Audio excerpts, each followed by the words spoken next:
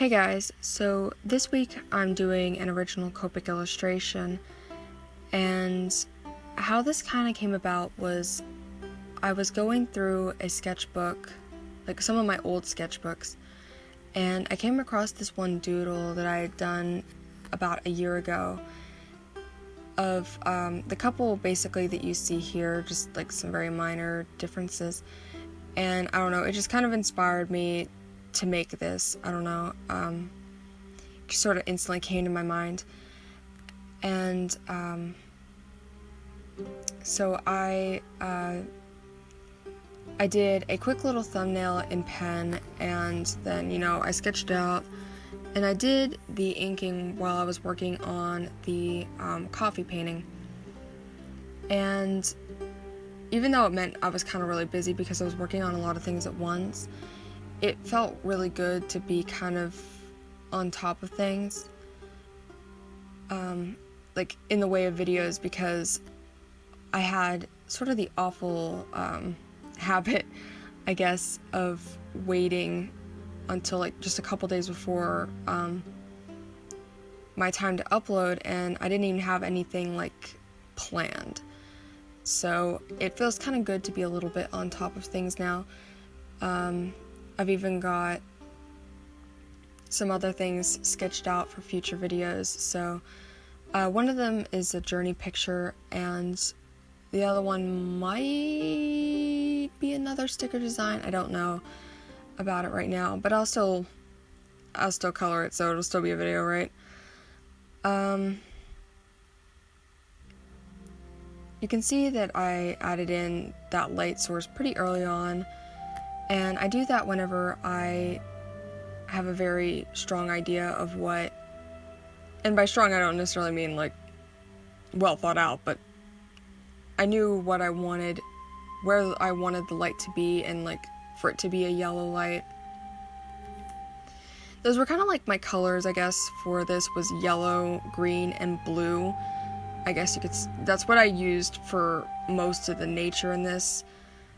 And the mood I wanted for this piece was to be kind of like calm before the storm. Like everything's really like serene right now, like in the moment that they're in, and everything's calm, but there's this looming like danger or threat. And that was kind of the idea behind the wolf and the deer, like the wolf being the danger and stuff. And actually that's kind of pretty, the wolf and the deer are actually kind of pretty multi-purpose, as well as the colors, because the colors play a bit into the feeling of Calm Before the Storm as well, since I wanted like the cool colors to kind of be like that, to kind of add to that sort of looming danger feel.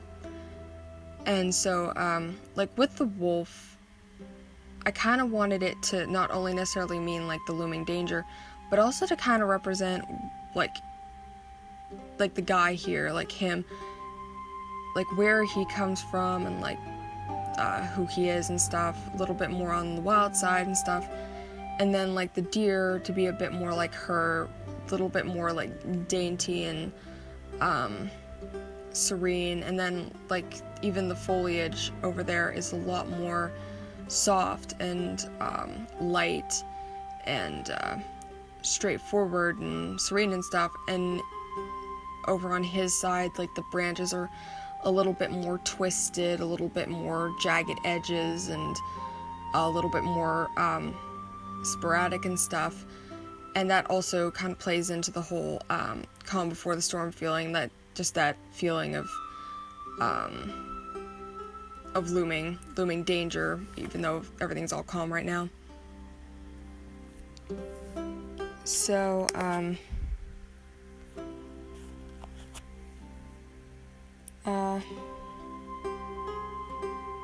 during this whole process, I had to refill so many markers. I used to kind of take a day where I would just go through my entire collection and just refill all or most of my markers, even just only a little bit. But I haven't done that for a while, so this usually leads to me having to like stop recording and filling up a whole bunch of markers. It's really annoying, actually.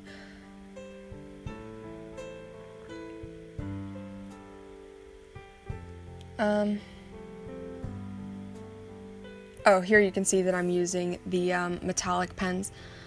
I kind of couldn't wait to use them. I love those things. I look for excuses to use them. I just love using them. You'll be able to see, like, at the end whenever I show the finished thing, how they kind of shine and stuff.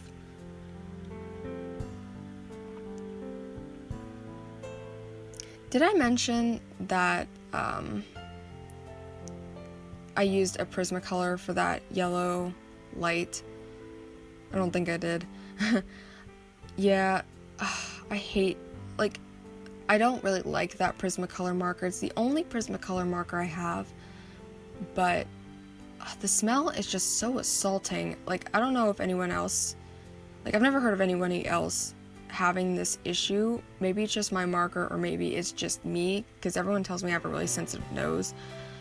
But I hate the smell of that thing. I, like, hold my breath to use it.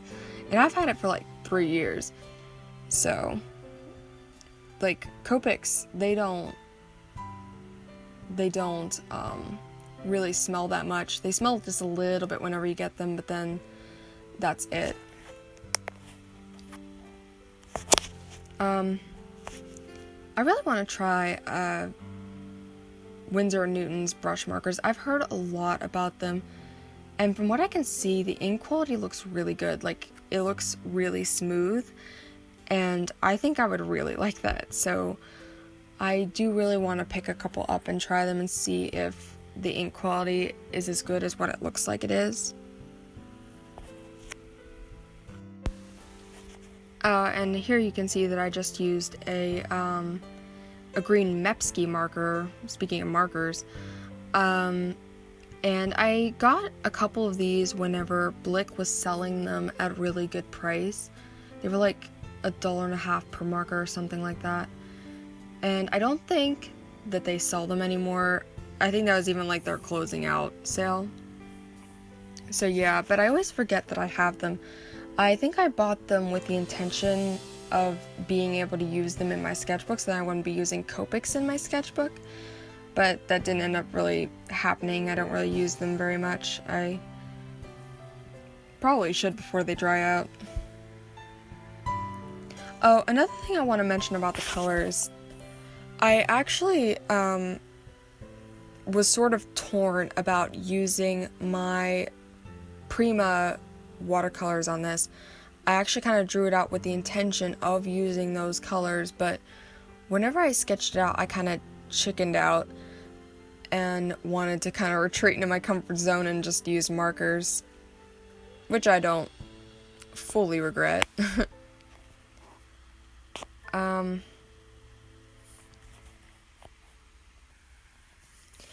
In other news, I have been doing this OC challenge, and I was thinking of actually doing a 15-minute like real-time video of myself doing a 15-minute sketch, because that's what the prompt is for that part of the challenge, is to draw your OC in 15 minutes, like a 15-minute sketch.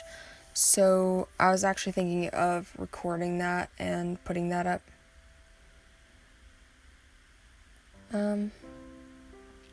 What else is there really to talk about? I would actually kind of say that this was a lot of fun to work on. It felt like it went so fast. I was like, man, is this over? Like, whenever I actually was finished with the piece, because normally I just kind of like race on till the end. Like, I kind of can't wait for it to be, I kind of just can't wait for it to be done and over with. But this one I had a lot of fun working on it. Yeah. I would kind of say that the hardest part of it maybe was doing his skin, like, because I didn't know what colors to really use, and I don't know, like, it was kind of the most contrasty part of the picture, and while of course I wanted them to stand out, I was afraid that it looked a little bit strange, but looking at it now, it turned out fine. That was just a concern of mine whenever I was doing it, like, not contrasty like the skin itself, but like the lightest color of the skin to the darkest part of the skin. That's what I mean. Like, those two parts of the skin were very contrasty to each other. I thought it made it look like a little too, I almost want to say, shiny.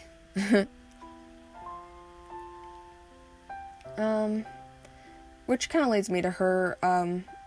I had like, in my mind, she wears like a white dress and she has the white shawl and her hair is like really light and she's herself is very pale, but which I pretty much still kind of did here. It's just I used a very light pink to actually color her dress. I used, like, I think it was RV000, and then I think I shaded it with V95, I think it is, which is not a marker I particularly use very often, but I do like using it.